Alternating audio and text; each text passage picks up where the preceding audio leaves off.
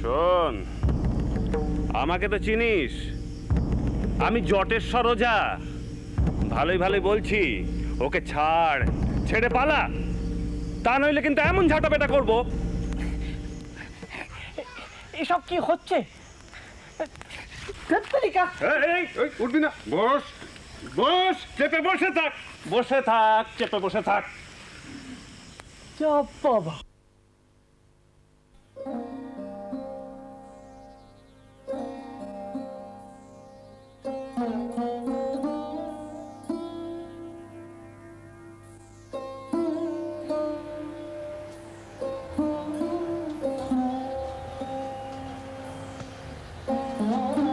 বাবা শুনছো?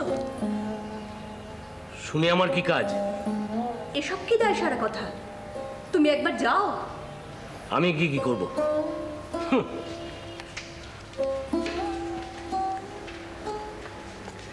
তারা তাদের ছেলের ভূত তাড়াচ্ছে। তুমি ভুল করছো বাবা, এতে সবার ভূত তাড়ানো হচ্ছে। এই যে গদাইকে নিয়ে আমাদের এত বিশ্বাস, গদাইয়ের মধ্যে শ্রী ভগবানের ঠাঁই, এই যে জন্ম থেকে আজ অব্দি ওর এত লীলা, ওকে ঘিরে আমাদের এত তৃপ্তি, সারা গ্রামের ধর্মবোধ, এই সব তাহলে ভূতের দৌরাত্ম, ভগবানের আশীর্বাদ নয়? আমি কি বলি বলতো মা? হ্যাঁ, তুমিই তো বলবে বাবা, তুমি এ গ্রামের জমিদার। ব্রাহ্মণের কাছে গিয়ে আমি জমিদারি ফলাবো? ফলাবে, দরকার হলে লোক দিয়ে গদাইকে তুলে আনো। আমি যে আর পারছি না বাবা। ভগবান, তুমি কি বলছো বাবা? যে গদাইকে আমি নিজে হাতে গোপাল জ্ঞানের ননি খাইয়েছি, শিব পালার আসরে ও শিব ভাব দেখে গ্রামের লোক ভক্তির প্লাবনে বয়ে গেছে।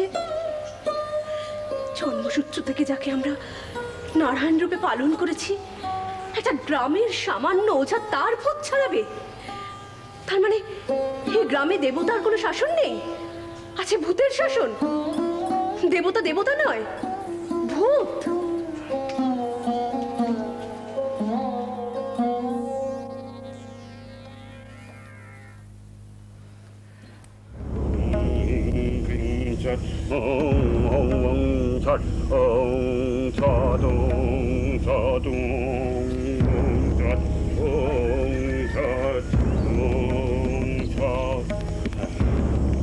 এই বলতেটাই মন্ত্র পড়া আছে, ধোঁয়া না কেনে, তাড়াতাড়ি নে।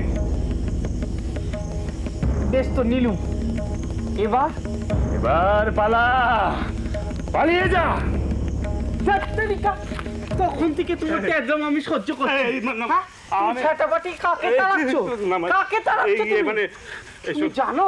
তুমি জানো আমার মধ্যে কে আছে? এই যে তুমি চলো দেখিনি, তল্পি তল্পা গুটি, এবার চলো চলো চলো।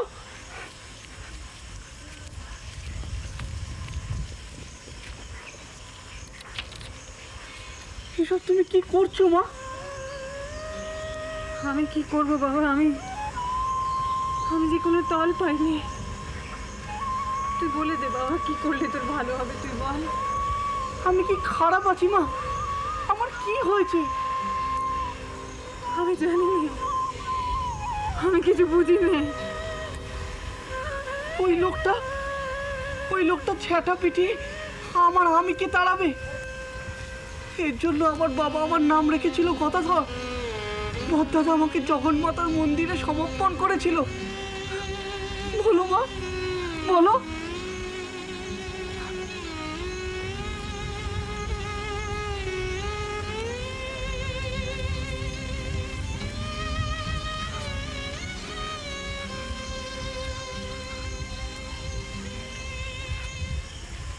কি গো, হ্যাঁ খুব শক্ত তোমার?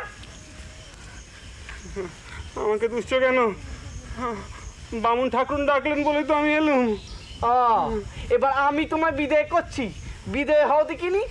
তা হ্যাঁ গো, আমার মধ্যে কিছু পেলে? আমি কি বলবো? ও বলবে, ও বলবে। এই এই এই কিছু পেলি না কোনো ভূত প্রেত না কোনো রোগ ব্যাধি না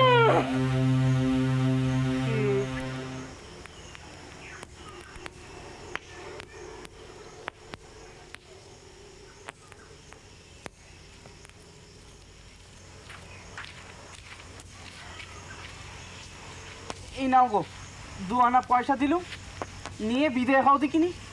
কিরে নিবি নাকি? বাবু দিচ্ছে।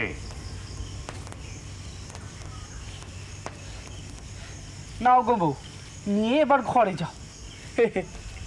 আমার কাছে ভূতের বোঝা নিয়ে আসতে আছে? আমার মধ্যে একজন আছে গো, তাকে বিরক্ত করতে নেই।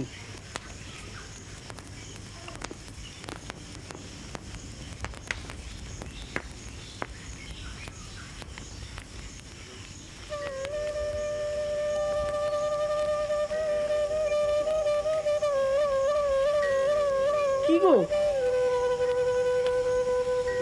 তুমি সাধু হবে বাবা। কে বললে তোমার? আমি জানি, কিন্তু সাধু হতে চাইলে অত সুপুরি খাও কেন? জানো না, ওতে শরীর অস্থির হয়, দেহ তাপ বাড়ে। হ্যাঁ বাবা, ওতে তোমার সাত্ত্বিক ভাব নষ্ট হবে।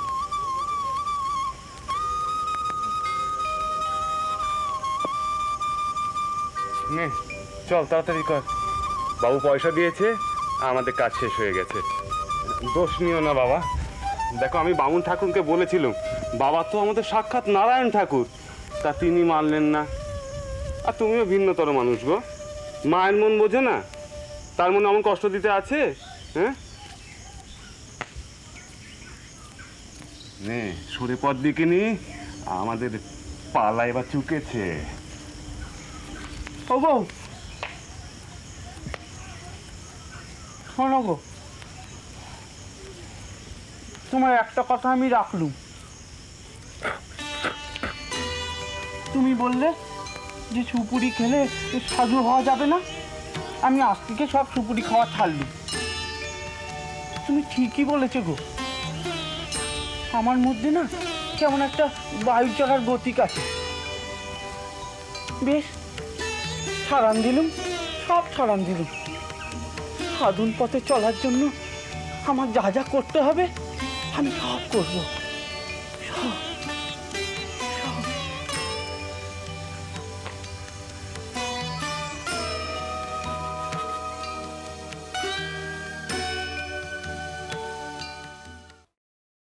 আপনি তো অস্থির হবেন না মা।